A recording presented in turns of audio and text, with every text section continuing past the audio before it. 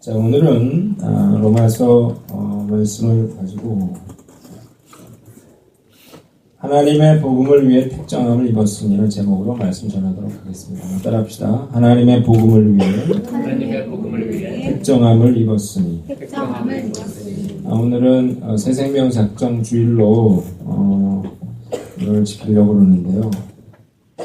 오늘 제가 평소에 하던 대로 설교를 하지는 않고 오늘 성경책을 쭉 이렇게 읽으면서 설교를 제가 좀 해보려고 합니다.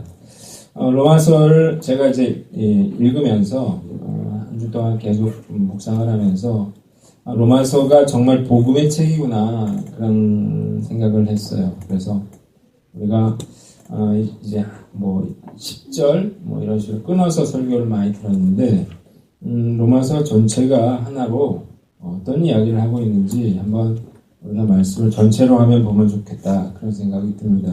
성경책이 필요한데 성경책을 다 이렇게 펼치시고 볼펜이 있으신 분들 볼펜을 이렇게 밑줄을 치시면서 오늘 설교를 들으시면 좋겠습니다. 성경책 안 가져오신 분은 옆에 누구 건지 모르겠지만 잠깐 빌려서 성경책을 좀 보셔도 되겠습니다. 양쪽에 누구 건지 모르겠지만 옆에 거 보시기 바랍니다. 자, 오늘 로마서를 제가 약간 좀 해체를 해가지고 이걸 순서를 좀 바꿔서 복음의 내용에 맞춰서 로마서를 여러분들에게 쭉 정리를 해드리려고 그래요. 이 로마서에서 이제 유대인들에게 이방인들에게 복음이 뭔지를 이제 설명을 하는 과정들이 있는데 유대인들에 관한 것들은 빼고 복음이 어떤 것인지 우리가 한번 본문을 통해서 생각해 보려고 합니다. 첫 번째는 전제는 모든 인간은 죄 아래에 있다는 것입니다. 따라합시다. 모든 인간은 죄 아래에 있다. 로마서 3장을 한번 펴보시기 바랍니다. 로마서 3장 9절로 12절 말씀. 로마서 3장 9절로 12절 말씀을 우리가 함께 읽어보겠습니다. 시작. 그러면 어떠하냐? 우리는 나느냐? 결코 아니라 유대인이나 헬라인이나 다 죄 아래에 있다고 우리가 이미 선언하였느니라. 기록된 바 의인은 없나니 하나도 없으며 깨닫는 자도 없고 하나님을 찾는 자도 없고 다 치우쳐 함께 무익하게 되고 선을 행하는 자는 없나니 하나도 없도다. 아멘. 자, 로마서의 이제 전제는 모든 인간은 뭐다? 죄인이다 라고 하는 것입니다. 자, 그래서 뭐라고 했어요? 다 죄 아래에 있대요. 그리고 의인은 없나니 하나도 없대요. 이렇게 선언하고 있습니다. 자, 모든 사람이 죄인이다 라고 하는 것. 이게 이제 복음의 전제인데요.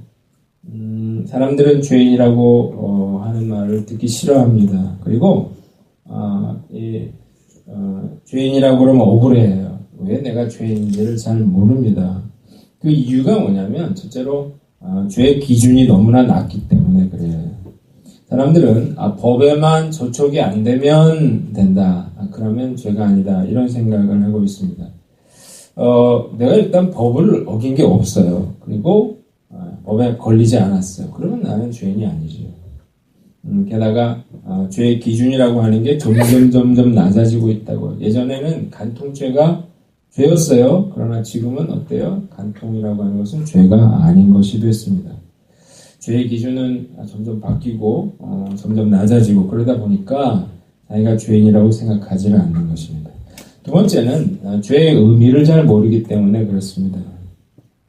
자, 사람들은 대단한 큰 죄를 지어야 죄인이다 이렇게 생각을 하는데 성경이 말하고 있는 죄는 육체와 마음이 원하는 것을 하는 것이 죄다 이렇게 말하고 있다는 거예요. 그러니까 죄의 본질은 뭐냐면 하고 싶은 대로 하는 거예요. 근데 이게 정말 죄가 되는 이유는요. 내가 욕을 하고 싶어서 욕을 하죠. 그리고 내가 누구 때리고 싶으면 때리죠.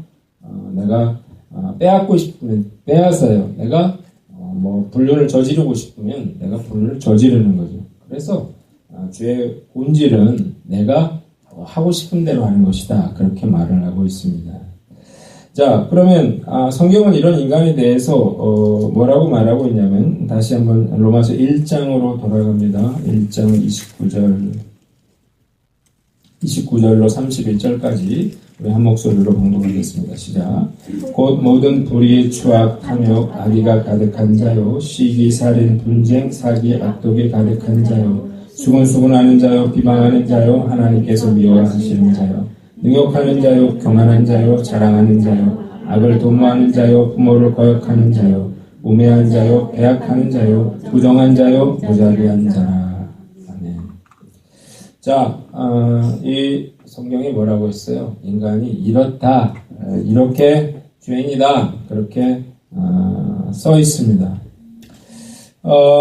이 사람들은요, 특별한 사람이 죄를 짓는다 이렇게 생각하지만 실제로 흉악범들을 만나보면 굉장히 평범한 사람인 경우가 많아요. 그 사람이 그런 상황에 처했기 때문에 그런 짓을 저지르게 된 그런 경우가 많다는 거예요. 며칠 전에 26살의 한 이모가 자기 조카가 말을 듣지 않는다면서 이 수차례 발로 아이의 배를 차가지고 그래서 이제 아이가 숨지게 된, 그래서 구속되는 일이 있었습니다. 부모도 자식을 학대해서 죽이는데 그래 놀랄 일도 아니다 이렇게 생각해 볼지 모르겠지만 조사 과정에서 참 충격적인 그런 일이 밝혀졌는데 이 여인이 뭐라고 했냐면 죽은 아이는 자기의 조카가 아니라 자기 아이다 그런 이야기를 했어요. 이 아이가 51세에 자기 형부에게 성폭행을 당해서 낳은 그런 친아들이었다 이렇게 진술을 했어요. 주사를 해봤더니 이게 사실로 드러났습니다.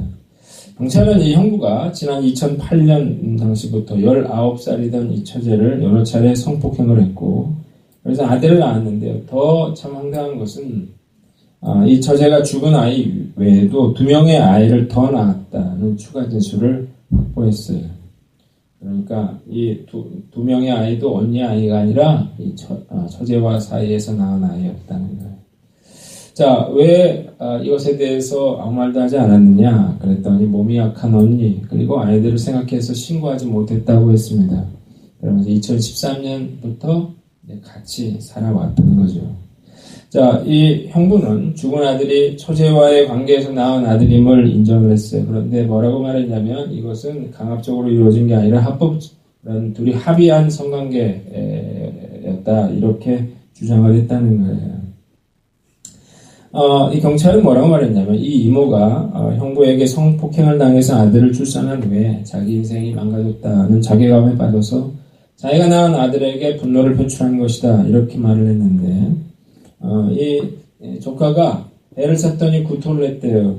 그런데도 3차례나 더 발로 찬 것은 죽어도 어쩔 수 없다고 생각하는 것으로 판단했다. 이래서 고의에 의한 그런 살인 혐의로 이제 경찰에 이제 공소를 하게 됐습니다.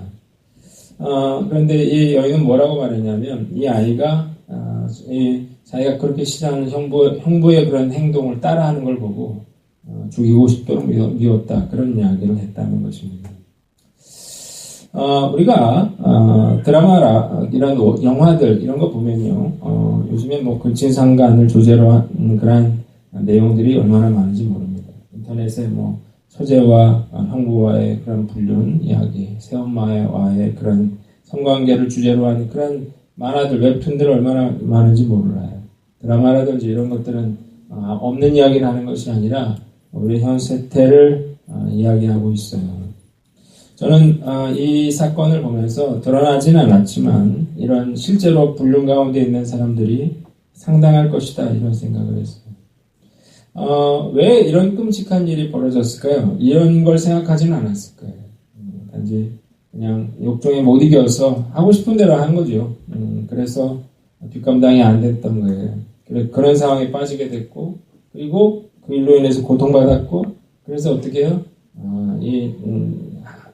자기 성질대로 하다가 이런 참 비극을 맞게 되었다는 거예요. 자, 나는 이러지 않을 거라 이렇게 여러분들 말할지 모르지만 우리가 얼마든지 나도 그런 상황에 처하면 그럴 수도 있다는 사실을 우리가 알아야 됩니다. 그리고 성경은 여러 가지 범죄들 중에서 그 몇 개 나와 있는데 13절을 보면 그들의 목구멍은 열린 무덤이요 혀로는 속임을 일삼으며 입술에는 독사의 독이 있고 이건 이제 로마서 3장인데요. 3장 13절로 다시 가보세요. 3장 13절 그 입에는 저주와 악독이 가득하고 그 말은 피 흘리는 데 빠르다고 나와 있어요. 우리가 여러 가지 범죄들 중에서 가장 쉽게 범하는 범죄가 뭐예요? 말로 하는 거거든요. 말로 이렇게 누군가를 비난하고 정죄하고 악한 말을 하는 그런 모습들 우리가 쉽게 보게 됩니다. 제가 예전에 어느 카페로 설교를 쓰러 갔는데 그 옆에 이 학생들이 왔어요. 요즘에는 커피 전문점에 중고등학생들이 와서 커피를 마시더라고요. 와서 하는 얘기가 들어봤더니 선생님 욕을 막 신나게 하다 갔어요. 그리고 나서 이번에는 이제 회사 다니는 사람들이 왔는데 상사들 욕을 죽어라고 하다가 갔어요. 이번에는 애기 엄마들이 와가지고 왔는데 무슨 얘기 했을까요? 시댁이야 욕을 막 하다가 갔는데 도대체 거기서 듣고 실라니까 미쳐버리겠는 거예요. 소리가 났어지고. 제가 깨달은 게 인간은 참 입에서 나오는 것 정말로 악하구나. 예, 그런 얘기를 자꾸 듣다 보니까 너무너무 힘들더라고요. 부정적인 이야기, 그 누군가를 비난하는 이야기, 결국 그게 우리의 모습입니다. 자, 하나님의 죄의 기준은 전혀 다릅니다. 우리의 어떤 행동뿐만 아니라 말뿐만 아니라 생각으로 범한 죄까지 죄라고 규정하고 있습니다. 왜 생각도 죄가 될까요? 생각이 결국은 행동으로 나타나기 때문에 그러는 거예요. 생각이 말로 나타나기 때문에 어떻게 해요? 생각으로 지은 죄도 죄다라고 이 성경은 보고 있는 것입니다. 그래서 성경은 인간을 죄인이다. 여기는 단 한 사람도 없다고 말하고 있는 것입니다. 자, 인간은 죄인인데요. 그러면 두 번째는 뭐예요? 하나님의 심판입니다. 한번 따라합시다. 하나님의 심판이 있다. 로마서 1장 18절을 이제 읽어보겠습니다. 로마서 1장 18절 말씀 같이 읽어보겠습니다. 시작. 하나님의 진노가 불의로 진리를 막는 사람들의 모든 경건하지 않음과 불의에 대하여 하늘로부터 나타나니. 그래서 로마서 1장 18절에 하나님의 진노가 이 불의에 대해서 하늘로부터 나타난다. 그렇게 이 성경은 선언하고 있습니다. 자, 이 하나님의 진노, 결국 죄는 하나님의 심판을 가져오게 되는데, 그 이제 로마서에는 그 첫 번째로 그 하나님의 심판이 이제 몇 가지가 나와 있는데, 거기에 이제 첫 번째로 죄가 그 자체로 인간에게 고통이 된다. 그렇게 말을 하고 있습니다. 로마서 1장 24절을 보면 성적 타락을 예로 들고 있는데요. 자, 하나님께서 그들을 24절 마음의 정욕대로 더러움에 내버려 두사 그들의 몸을 서로 욕되게 하셨다. 그렇게 나와 있습니다. 무슨 말이에요? 더럽고 추한 짓을 하는 것, 그것 자체가 뭐다? 그들에게 고통이다. 이렇게 말하는 거죠. 자, 동성애를 예로 들었는데 27절 보니까 그와 같이 남자들도 순리대로 여자 쓰기를 버리고 서로 향하여 음욕이 불일 듯하며 남자가 남자로 더불어 부끄러운 일을 행하여 그들의 그릇됨에 상당한 보응을 그들 자신이 받았다고 했어요. 자, 동성애를 통해서 그들 자신이 결국 벌을 받았다. 그런 뜻이라고요. 로마는 목욕탕 때문에 망했다. 그런 말이 있습니다. 로마는 어떤 다른 민족의 공격을 받아서 망한 게 아니었어요. 왜 목욕탕 때문에 망했을까요? 제가 1991년도에 이태리를 갔습니다. 이래봐도. 그래서 카라칼라 욕정이라는 데를 갔어요. 근데 제가 거기 가서 참 이상했어요. 야, 여기가 목욕탕이라는데 도대체 전혀 이해가 안 가더라고요. 무슨 잔해 비슷한 이게 도대체 뭘까? 그때는 이해가 안 갔는데 제가 나중에 이게 언제 이해가 갔냐면 오션월드에 가보고 이해를 했어요. 카라칼라 욕장이 오션월드보다 훨씬 큰 그런 목욕탕이었던 거죠. 아시겠죠? 어떤 건지. 이렇게 그런 건축물이 있고 그런 탕들이 있고 이런 건데 이 카라칼라 욕장은 1600명이 들어갈 수 있었다 그래요. 동시에. 그래서 목욕을 할 수 있는데 아주 뜨거운 물 또 미지근한 물 찬물이 나왔대요. 어떻게 물을 그렇게 공급했는지 모르겠는데 그리고 체력 단련실도 있고, 거기에는 전시회를 할 수도 있고, 이 공연을 볼 수도 있고, 밥을 먹을 수도 있고, 이 토론을 할 수도 있는, 목욕을 하면서 그런 엄청난 시설의 그런 목욕탕이었던 거죠. 자, 이런 거 만들어 놨더니 결국 뭘 했다는 것입니까? 거기 이 목욕장이 시민의 간통과 난교의 장소가 되고 매춘을 하는 그런 일이 벌어지고, 그리고 풍기물람이 도를 넘으면서 동성애의 온상이 되었다는 거예요. 그래서 젊은 사람들은 권력자들, 나이든 남자들에게 자기 몸을 주고 권력을 탐하고, 권력 있는 그런 남자들은 자기 권력을 이용해서 젊은 남자의 몸을 탐하는 그러다가 결국 로마가 망했다, 그렇게 말을 하고 있는 것입니다. 자, 죄라고 하는 것은 그것 자체가 버리고 심판이다 라고 성경은 말하고 있는 거죠. 거기서 그치나요? 그게 아니죠. 죄의 싹은 뭐다? 사망이라고 그렇게 성경은 선언하고 있습니다. 죄에는 대가가 따라요. 우리가 죄 짓는 걸 다 대수롭지 않게 그렇게 여기는데요. 우리가 분명히 알아야 하는 것은 죄는 죽음으로만 어떻게 해요?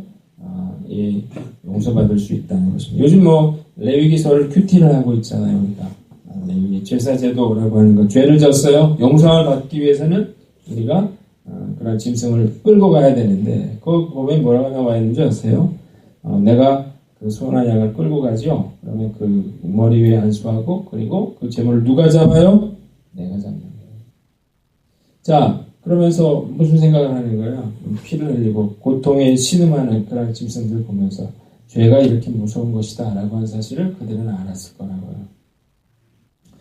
자, 죄는 반드시 어떻게 해요? 심판을 받게 되어 있습니다.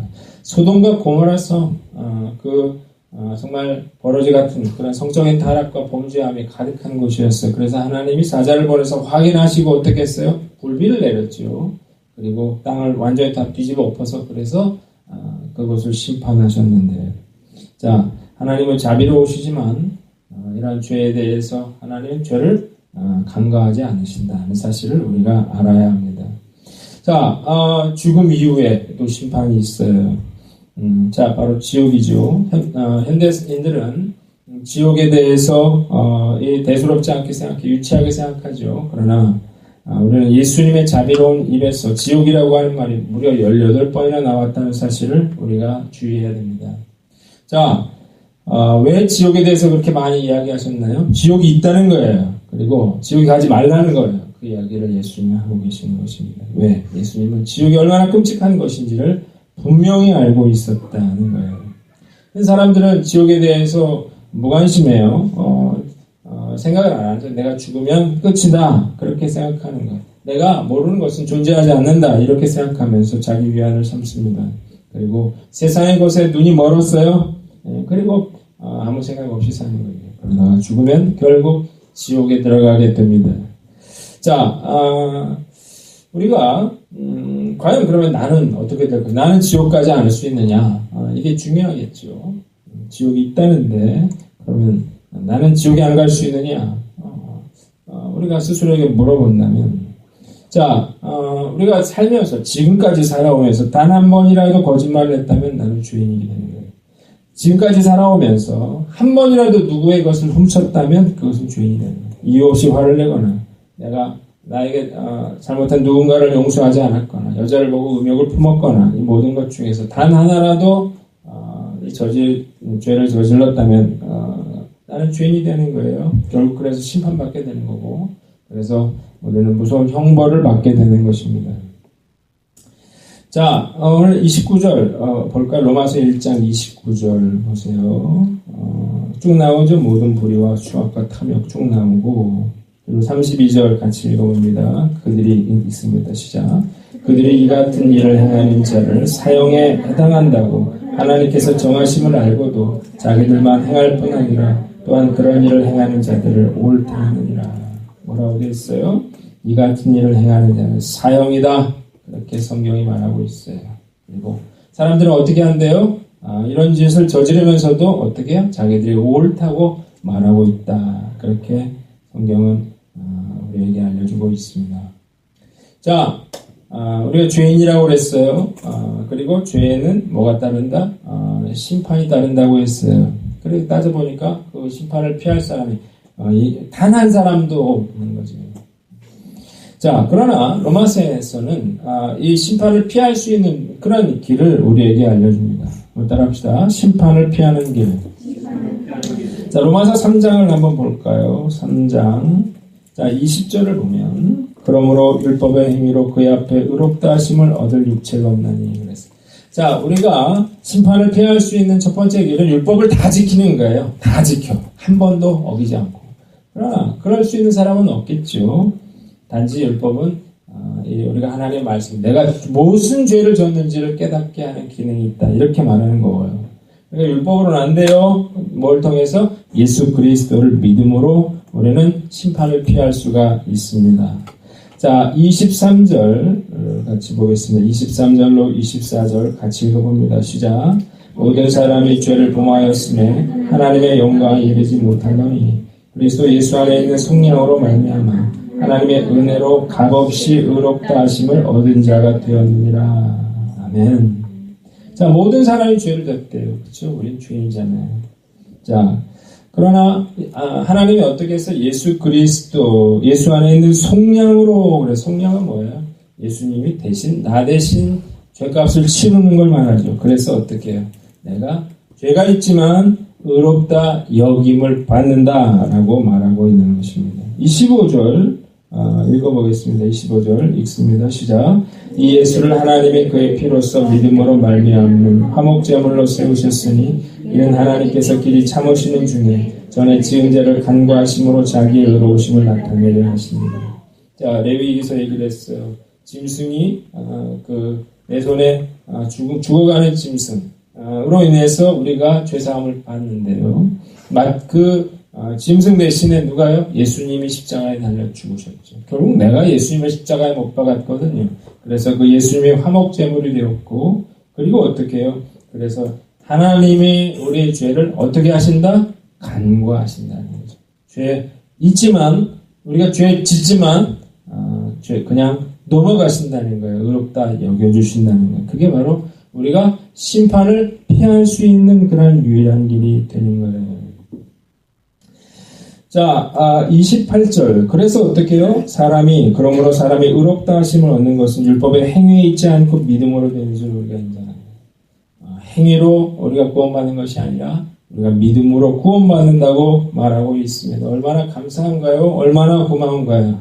말씀대로 한번 살아보세요. 얼마나 힘든지 몰라요. 불가능합니다. 절대 우리는 하나님 말씀을 다 지키며 살 수는 없어요.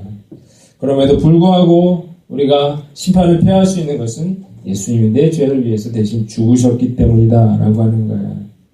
자, 그러면서 로마서 8장으로 가는 것입니다. 8장 1절, 우리 1절로 4절 한번 읽어보겠습니다. 로마서 8장 1절로 4절 같이 읽습니다. 시작. 그러므로 이제 그리스도 예수 안에 있는 자에게는 결코 정죄함이 없나니 이는 그리스도 예수 안에 있는 생명의 성령의 법이 죄와 사망의 법에서 너를 해방하였습니다. 율법이 육신으로 말미암아 연약하여 할 수 없는 그것을 하나님은 하시나니 그 죄로 말미암아 자기 아들을 주에 있는 육신의 모양으로 보내어 육신의 죄를 정하사 육신을 따르지 않고 그 영을 따라 행하는 우리에게 율법의 요구가 이루어지게 하려 하십니다. 자, 우리는 죄가 있죠. 그러나 이 예수님이 어떻게 해요? 그 십자가에 달려 죄값을 치르셨어요. 그래서 어떻게 해요? 우리는 정죄함이 없죠. 자, 그리고 우리는 그래서 어떻게 해요? 율법의 율법을 다 지키지 않았지만 율법의 요구를 우리가 다 이룬 것으로 여겨주신다는 것입니다. 자, 9절, 로마서 5장 9절로 가봅니다. 로마서 5장 9절. 로마서 5장 9절로 10절 같이 읽어보겠습니다. 시작. 그러면 이제 우리가 그의 피로 말미암아 의롭다 하심을 받았으니 또 그로 말미암아 진노하심에서 구원을 받을 것이니 곧 우리가 원수 되었을 때 그의 아들의 죽으심으로 말미암아 하나님과 화목하게 되었은즉 화목하게 된 자로서는 더욱 그의 살아나심으로 말미암아 구원을 받을 것이니라. 할렐루야. 뭐라고 되어 있어요? 그의 피로 말미암아 의롭다 여김을 받는데요. 그리고 진노하심에서 구원을 받게 될 거라고 했어요. 자, 우리는 그 예수님의 죽으심과 부활하심으로 인해서 구원을 받게 됐다라고 성경이 선포하고 있어요. 나는 죄를 많이 졌는데요. 나는 정말 그렇게 살아갈 능력이 없는데요. 그럼에도 불구하고 내가 구원을 받게 됐어요. 얼마나 감사한지요. 그래서 어떻게 해요? 이 로마서 8장의 그런 감격, 그런 믿음의 고백들이 나오는 것입니다. 자, 심판을 우리는 예수님을 통해서 피하게 됐는데, 그걸로 끝나는 게 아니에요. 우리는 그 예수님을 믿게 됨으로 더 큰 축복을 받게 됐습니다. 한번 따라합시다. 축복을 받음. 자, 로마서 6장 3절을 한번 볼까요? 우리는 예수님을 믿게 됐어요. 구원을 받게 됐는데 6장 3절, 4절을 한번 읽어보겠습니다. 무릎 그리스도 읽습니다. 시작. 우리 그리스도 예수와 합하여 세례를 받은 우리는 그의 죽으심과 합하여 세례를 받은 줄을 알지 못하느냐. 그러므로 우리가 그의 죽으심과 합하여 세례를 받음으로 그와 함께 장사되었나니 이는 아버지의 영광으로 말미암아 그리스도를 죽은 자 가운데서 살리심과 같이 우리로 또한 새 생명 가운데서 행하게 하려 함이라. 아멘. 뭐라고 되어 있습니까? 세례를 받음으로 어떻게 됐어요? 우리가 그와 함께 장사됐대요. 그리고 어떻게 해요? 예수님처럼 다시 우리가 새 사람을 입게 되는 거죠. 영생을 얻게 되었다. 그렇게 말을 하고 있습니다. 자, 이제는요, 우리가 예수님을 믿게 됐어요. 그러면서 이제는 그렇게 죄와 더불어 죄로 인해서 고통받는 그런 존재가 아니라고 하는 것입니다. 새로운 삶을 살 수 있는 그런 능력을 공급받았다는 거예요. 자, 로마서 6장 12절로 14절 읽어보겠습니다. 12절로 14절 같이 읽습니다. 시작. 그러므로 너희는 죄가 너희 죽을 몸을 지배하지 못하게 하여 몸의 사욕에 순종하지 말고 또한 너희 지체를 불의의 무기로 죄에게 내주지 말고 오직 너희 자신을 죽은 자 가운데서 다시 살아난 자 같이 하나님께 드리며 너희 지체를 의의 무기로 하나님께 드리라. 자, 뭐라고 했어요? 이제는 우리가 이 죄 가운데 그런 불의의 무기로 그렇게 드리지 말고 의의 무기로 하나님께 드리는 영광스러운 인생을 살아라. 그렇게 이야기를 하고 있습니다. 그래서 우리는 이 누군가를 섬기는 사랑을 실천하는 그런 존재가 되었습니다. 두 번째는 로마서 이제 8장인데요. 31절 한번 우리가 봅니다. 로마서 8장 31절. 우리가 그것에 그치는 게 아니라 하나님의 사랑을 듬뿍 받는 그러한 존재가 되었다는 것을 알 수가 있습니다. 로마서 8장 31절부터 우리 39절까지 너무 좋은 말씀이니까 우리가 한번 같이 읽어보겠습니다. 시작. 그런즉 이 일에 대하여 우리가 무슨 말하리요? 만일 하나님이 우리를 위하시면 누가 우리를 대적하리요? 자기 아들을 아끼지 아니하시고 우리 모든 사람을 위하여 내주시니가 어찌 그 아들과 함께 모든 것을 우리에게 주시지 아니하느냐? 누가 능히 하나님께서 택하신 자들을 고만하리요? 의롭다 하신 이는 하나님이시니 누가 정죄하리요? 죽으실 뿐 아니라 다시 살아나신 이는 그리스도 예수시니 그는 하나님 편에 계신 자요 우리를 위하여 간구하시는 자시니라. 누가 우리를 그리스도의 사랑에서 끊으리요? 환난이나 공고나 박해나 기근이나 적신이나 위험이나 칼이나 기록된 바 우리가 종일 주를 위하여 죽임을 당하게 되며 도살당할 양같이 열림을 받았나이다 함과 같으니라. 그러나 이 모든 일에 우리가 사랑하시는 이로 말미암아 우리가 넉넉히 이기느니라. 내가 확신하노니 사망이나 생명이나 천사들이나 권세들이나 현재일이나 장래일이나 능력이나 높음이나 기쁨이나 다른 어떤 피조물이라도 우리를 우리 주 그리스도 예수 안에 있는 하나님의 사랑에서 끊을 수 없습니다. 아멘. 얼마나 놀라운가요? 하나님의 사랑. 예수님의 십자가 사건으로 인해서 우리는 어떻게 해요? 힘들고 어려워도 낙심하지 않을 수 있게 됐어요. 왜 그래요? 예수님이 우리를 도와주시기 때문에 그렇죠. 예수님이 우리와 함께 하시기 때문에 그래서 우리는 어떻게 어떤 상황도 넉넉히 이긴다. 이런 믿음의 고백을 하고 있는 거예요. 자, 이게 바로 뭡니까? 이게 복음이죠. 내가 뭐 선한 일을 해서가 아니에요. 내가 뭘 아는 거예요? 내가 죄인이라고 하는 사실을 깨닫고 그리고 어떻게 해요? 내가 그 예수님이 내 죄를 대신해서 죽으셨다는 사실을 인정하고 그 예수를 믿을 때 내가 심판을 피할 수 있게 되고 그리고 어떻게 해요? 내가 이런 놀라운 축복을 받게 된다고 하는 사실을 알게 돼요. 그래서 복음을 뭐라고 말해요? 복음이 뭐예요? 복자의 소리음자 기쁜 소식, 굿뉴스 그런 뜻이잖아요. 그래서 이렇게 복음이 기쁘고 즐거운 그런 말씀이 되는 것입니다. 자, 근데 사람들은 이걸 모르는 이유가 뭐냐면 자기가 죄인이라고 생각하지 않거든요. 근데 이걸 깊이 깨닫기가 쉽지 않아요. 이걸 누가 깨달을 수 있냐면 자기 인생에 있어서 정말 자기 바닥이 드러나 봐야만 알 수 있는 진리라고 말할 수 있습니다. 내가 정말 나는 죄인이구나 라고 하는 사실을 내가 깊이 들여다봐야만 어떻게 해요? 그 예수님이 나를 위해서 죽으실 수밖에 없었다는 사실을 깨닫게 되는 거죠. 자, 여러분 누가 의사를 찾아요? 병에 걸린 사람이 의사를 찾죠.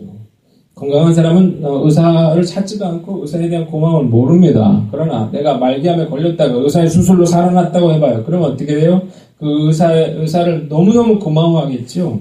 자, 마찬가지로 누가 예수님을 찾게 되는 거예요? 내가 죄인이라고 하는 사실을 내가 뼈저리게 깨닫는 사람, 자기의 한계를 뼈저리게 깨달은 사람, 그 사람이 바로 누구를 찾게 됩니까? 예수님을 찾게 되는 거죠. 예수님 붙잡게 되는 거예요. 그래서 어떻게 해요? 그 나를 위해서 죽으신 그 예수님의 사랑을 경험하게 되는 거예요. 내가 스스로 내 힘으로 살 수 있는 사람, 내 능력으로 살 수 있는 사람, 내 능력으로 살 수 있는데 예수님 뭐하러 의지하나요? 내가 스스로 어려운데 내가 얼마든지 잘 살 수 있는데 예수님 뭐가 필요한가요? 그 사람은 안타깝게도 예수 믿지 않는 사람입니다. 그 사람 그런 사람 교회 다닐지 모르겠어요. 다녀도 어떻게 해요? 그 사람 복음에 대해서 알지 못하는 사람이죠. 그래서 어떻게 돼요? 그 사람은 구원에 대해서 모르는 사람이, 복음에 대해서 모르는 사람이 심각한 그런 사람이 되는 거예요. 그런 사람들 뭘 쫓아갑니까? 축복을 쫓아가죠. 교회에 와서 축복받고 잘 되기를 바라는 것. 물론 축복도 받겠지만 그러나 그걸 위해서 이 교회 다니는 것은 아니에요. 자, 은혜를 경험하면 이제 달라질 수밖에 없죠. 내가 아무 공로 없이 정말 나에게 많은 것을 주신 그 은혜를 생각할 때 우리는 모든 걸 감사하고 고백을 하게 돼요. 그래서 어떻게 돼요? 내가 받은 은혜가 많기 때문에 내가 주님을 위해서 뭘 하면 좋을까? 이렇게 생각하는 거라고요. 내가 봉사 많이 합니까? 내가 주님을 위해서 열심히 합니까? 자기로 하는 거예요. 그게 아니에요. 정말 복음의 의미를 아는 사람은 내가 주님을 위해서 뭔가 좀 작은 것이라도 하나 하고 싶은 마음, 그 마음 때문에 주님을 섬기게 되어 있습니다. 자, 이게 이제 복음인데요. 자, 이제 결론으로 가는 것입니다. 로마서 1장을 다시 펴시고 1장 1절 이제 결론인데요. 한번 읽어보겠습니다. 1절 같이 읽습니다. 시작. 예수 그리스도의 종 바울은 사도로 부르심을 받아 하나님의 복음을 위하여 택정함을 입었으니 그랬어요. 한번 따라해봅시다. 복음을 위하여 택정함을 입었다. 자, 이런 복음을 우리가 알았어요. 경험했어요. 이런 놀라운 일들이 내 안에 일어났어요. 자, 그렇게 하신 이유가 뭐예요? 5절로 6절 읽어봅니다. 그로 말미암아 있습니다. 시작. 그로 말미암아 우리가 은혜와 사도의 직분을 받아 그의 이름을 위하여 모든 이방인 중에 믿어 순종하게 하나니 너희도 그들 중에서 예수 그리스도의 것으로 부르심을 받은 자라고 했어요. 자, 우리를 택했어요. 우리를 불렀어요. 그 이유가 뭔가요? 이 복음을 증거하는 자로 살게 하기 위함이다 라고 하는 거예요. 사람들은 돈 버는데 먹고 사는 것, 자식 키우는 것, 거기에 삶의 목적을 두고 살지만 그게 아니고 뭐라는 거예요? 우리가 그 복음을 경험한 사람이잖아요. 우리가 그 복음을 위해서 택하심을 받은 사람이다 라고 하는 것입니다. 사도 바울은 자기 자신을 빚진 자로 표현을 하고 있습니다. 14절, 15절을 한번 보겠습니다. 14절, 15절 같이 읽습니다. 시작. 헬라인이나 야만인이나 지혜 있는 자나 어리석은 자에게 다 내가 빚진 자라. 그러므로 나는 할 수 있는 대로 로마에 있는 너희에게도 복음 전하기를 원한다. 사도 바울이 로마서를 왜 쓰고 있어요? 복음에 대해서 왜 쓰고 있어요? 자기가 빚진 자라는 거예요. 여러분 빚져봤습니까? 누군가에게 돈을 빌려줘 봤어요? 여러분 생각해 보세요. 내가 돈을 빌려줬는데 그 사람이 돈을 갚을 생각을 안 해요. 그러면서 이거 내 꼭 갚아야 돼. 그렇다 그러면 얼마나 화가 나겠어요. 자, 우리가 복음의 빚을 지고 있는데 사람들은 자기가 복음의 빚을 졌다고 한 사실을 몰라요. 그게 얼마나 심각한 건지 모르거든요. 복음의 빚을 졌어요. 그러면 어떻게 됩니까? 그걸 갚아야죠. 갚으려는 그런 노력을 해야 되겠죠. 자, 우리가 복음의 빚을 졌는데 갚을 생각이 없다면 그것은 크게 잘못하는 것입니다. 많은 사람들이 나는 전도에 소질이 없다고 말해요. 적성이 안 맞는다 그래요. 빚 갚는데 소질이 뭐가 중요합니까? 적성이 뭐가 중요해요? 빚은 갚아야 되는 거예요. 자, 그러면서 이제 마지막 결론인데요. 로마서 10장으로 갑니다. 10장 13절 13절부터 15절까지 마지막이에요. 같이 읽어봅니다. 시작. 누구든지 주의 이름을 부르는 자는 구원을 받으리라. 그런즉 그들이 믿지 아니하는 자를 어찌 부르리요? 듣지도 못한 이를 어찌 믿으리요? 전파하는 자가 없이 어찌 들으리요? 보내심을 받지 아니하였으면 어찌 전파하리요? 기록된 바 아름답도다. 좋은 소식을 전하는 자들의 발이여 함과 같으니라. 아멘. 이게 이제 결론이지. 뭐라는 것입니까? 자, 듣지 못한 이를 어떻게 믿을 수 있겠냐는 거죠. 전파하는 이가 없이 어떻게 들을 수가 있겠냐는 거예요. 자, 우리가 복음을 알았습니까? 그래서 너무 감사합니까? 그러면 어떻게 해요? 우리가 복음의 빚진 자라고 하는 사실을 알고 그리고 어떻게 하라는 것입니까? 사람들에게 예수님을 전하라 하는 거예요. 사람들은 아무것도 몰라요. 복음에 대해서 자기가 죄인이라고 하는 사실도 심판이 있다는 사실도 이런 놀라운 축복이 약속된 사실도 몰라요. 자, 우리는 그걸 알잖아요. 그걸 위해서 부르심을 받았어요. 우리가 해야 될 일은 내가 빚진 자라고 하는 사실을 알고 내가 힘들어도 그 사람이 이해하지 못해도 끊임없이 예수님에 대해서 전하는 거죠. 그게 바로 복음을 경험한 사람의 책임이고 은혜를 경험한 사람이 조금이라도 그 은혜를 갚을 수 있는 그런 길이 아닌가 그런 생각이 듭니다. 오늘 복음에 대해서 이야기했어요. 저는 고민을 하면서 이 설교를 준비했습니다. 제가 전하는 말씀보다 오늘 이 로마서가 여러분들에게 전하는 그 말씀을 여러분들의 머릿속 깊이 새겨서 지금 이해가 되지 않는다 하더라도 여러분들이 이 말씀을 여러분들이 알고 있을 때 언젠가 이 복음의 깊은 의미를 깨달을 수 있어요. 우리가 이 사실을 우리가 깨닫고 믿음으로 이 사명을 감당해 나가는 저와 여러분들 되시기를 주님의 이름으로 축원합니다. 아멘. 자, 우리